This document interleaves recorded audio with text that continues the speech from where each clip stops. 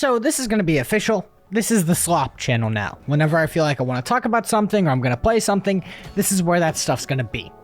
So to start, I've been following the development of Dying Light 2 since that E3 trailer all the way back in 2018, which feels like forever. God, I feel old now. I haven't been the closest to it. I stayed in my lane, I played the events as they came on in Dying Light 1, I read the occasional article, and overall I had a pretty good time. Eventually, Dying Light 2 did come out after some discussion of every gamer's nightmare, development hell, and when it did release, it had a pretty rocky start.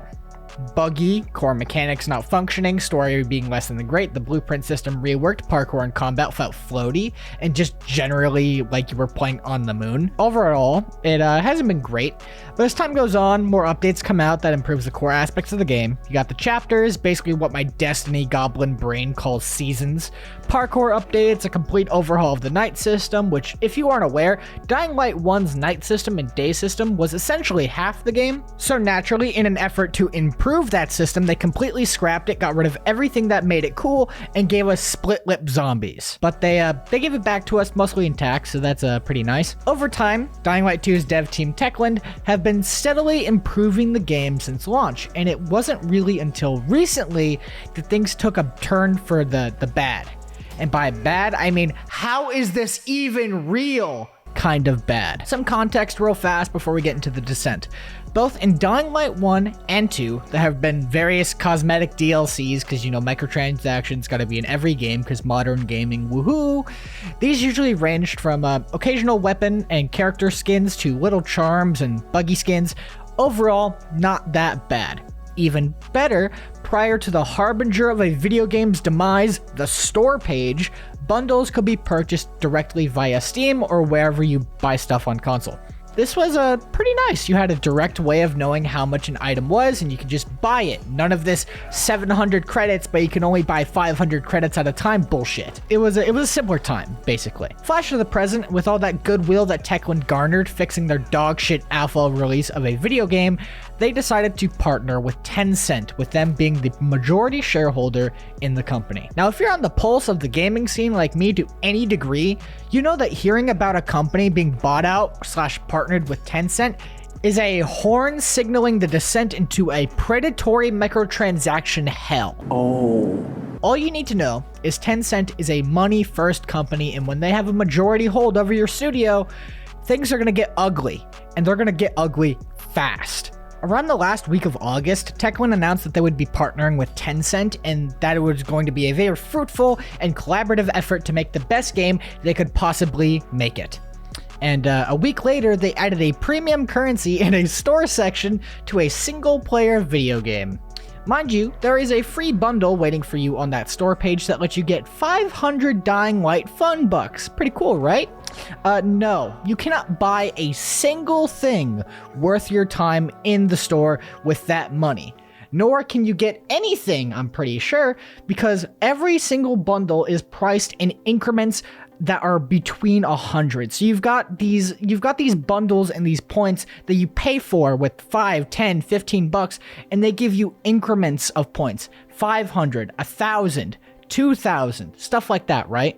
But then you have bundles that cost 650, 750, basically ensuring that you cannot buy the exact amount of points you need at any given point to get the bundles that you want. See a bundle for 750? Too fucking bad. You can only buy $5 worth of credits at a time, and that will only give you 500. So guess what, Buck? You're buying a $10 bundle that is actually going to be $7.50. But also, now you have currency left over that is literally useless, because there's nothing going to be priced that low on the store page, so now you just have to go back in and buy more, and there goes the modern gaming cycle. It is an absolute dumpster fire. And the store page isn't the only problem. I'm going off script now because I'm just so fucking mad. There's these things in Dying Light 2 and Dying Light 1 to a degree. They're just events. They're events that happen, they're collaborations, they're just fun little events that give you objectives to do in the game so you feel like you have something to play. I don't know why they'd bother doing this because it is a single player video game, it's not a live service, but whatever, this is what they want to do. So what they do is they have these sort of community and personal goals that you meet to kind of get yourself into the rhythm of doing the event. You get some loot, and when you're done, you get a really big thing that's really awesome. Now, previously, they had a bit of controversy around the Walking Dead event, where somehow a miracle struck where they were able to get a collaboration going with The Walking Dead, right? And you had to do this event every single day or risk losing out on the big reward. See, the way this event worked is you had daily challenges that you could complete. Now, when that day was over, you couldn't go back and complete those challenges. So if you miss one day, guess what? You're fucked, because now you can't get the big reward at the very end, which is a tiny little charm that gives you a 4% increase in overall damage to whatever weapon you put it on. So if you missed one day across this 7-day event, you do not get the big reward. You only get a skin. That is probably the most insulting thing that they could have done, and they made it worse. Now, we're on to the Payday 2 event. Never mind the fact that Payday 3 comes out pretty soon. Why are you making a Payday 2 event? Just seems pretty weird, but whatever. Payday 2 event, right?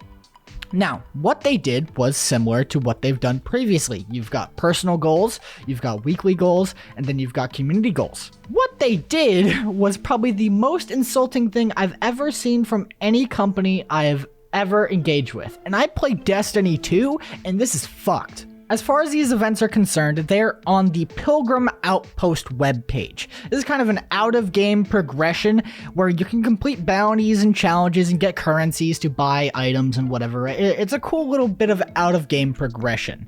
Now, if you go to the Events tab, you can see all your goals and the rewards and whatever. We have the Payday 2 event. Isn't that cool? You've got your participation goal, which is some glow sticks, which you can craft, by the way, so it's actually just not even a reward. You have the warm-up goal, which is the Dallas mask, which, I mean, that's pretty cool. You get a mask and it's Dallas. Let's talk about the personal and global goals, because usually with these events, these have the best rewards possible across the entire thing, right?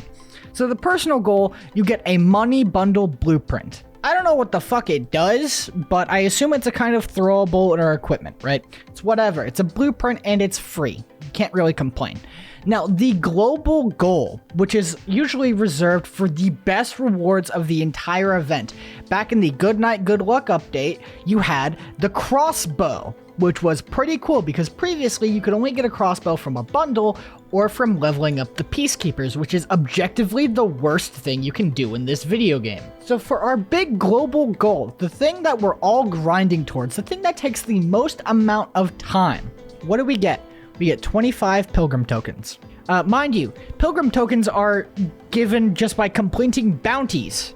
You do bounties and you get this currency and they let you buy stuff on the Pilgrim Outpost website, like charms and armor and weapons and whatever, right? It's just an external way of getting outside of game progression, and it works. It's pretty good. I like it a lot. It keeps me playing, and there's a lot of unique weapons that you cannot get otherwise. Now, with 25 tokens, what do you think you can get? Now, it's a global goal, so it is very, very intensive. You have to play this game a lot to get to that point, and it's a community effort. So as a community, what do we get for completing this event? You get a blue tier baseball bat.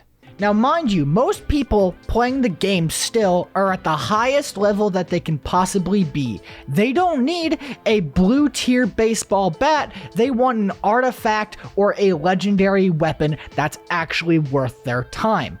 You don't get that when you complete this event. As a spit in your face for thinking that this game is worth your time and worth your effort, you don't even get a weapon that matches your level.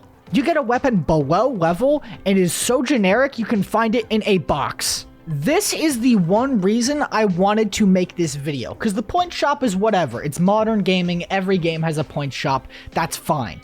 Every game has seasonal events or just events in general that players play to keep engagement up. Whatever, right? That's fine. But to have the biggest reward possible where a community has to collectively say, I want to play this video game and I want to get this goal, and the reward is something that is literally worthless. If you redeemed one of these weapons and you scrapped it, as in taking the resources out of it to say, fuck it, it's garbage, and you take the resources out of it, the amount you would get is how much you would get if you looted a trash can. I am not joking. If you go into one of the optional areas where you scavenge for loot and stuff, it takes a trash can, a backpack, and maybe a box, and that would be all the resources you would need that would be equivalent to dismantling this weapon. That is absolutely unreal to me, and it proves that the strategy that Techland has been utilizing over the past year or so, fixing up the game,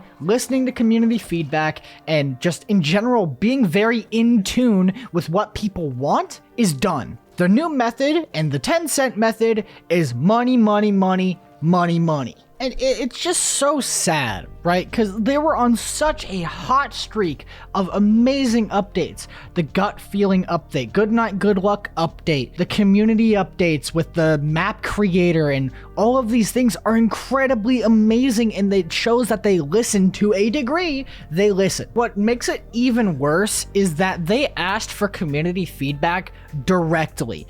They had content creators like Oni Zombies creating polls for them and forwarding that information to Techland so they can make tables and figure out things that they can do to make the game better for everyone, right? They had this big update post on Steam saying, hey, go here, tell us what you want.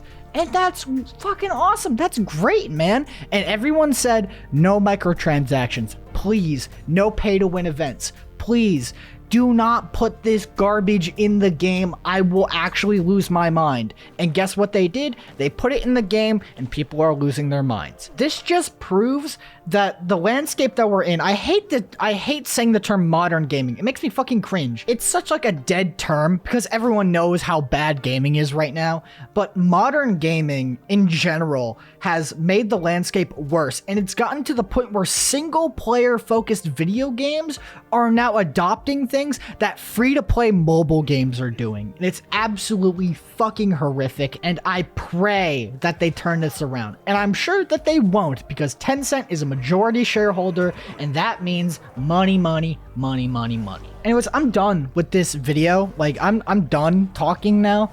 I've been following the development for this game since it came out because I do genuinely love it. The gameplay parts of Dying Light 2 are the best in the industry. Parkour is the best ever made in a video game, in my opinion. But having good gameplay and at least a passable story does not allow you to nickel and dime everybody in a single player focused video game. Anyways, that's all for me. Thank you so much for watching. Like, subscribe, go watch my other stuff. Leave a comment. How do you feel about Dying Light 2? How do you feel about games in general? Because I do believe this discussion is very important, just because if there are more people that know just how bad the situation has gotten, there will be people that will not purchase these things or just won't buy games in general. And that's the best way to fight this kind of thing, is not paying for it. But that's a separate video. I do want to make a video talking about fucking whales, because holy shit, they ruin games for everybody. But I'm just going to leave it there. Thank you so much for watching. Like, subscribe, go watch my other stuff, leave a comment, and I will talk to you guys later. Goodbye.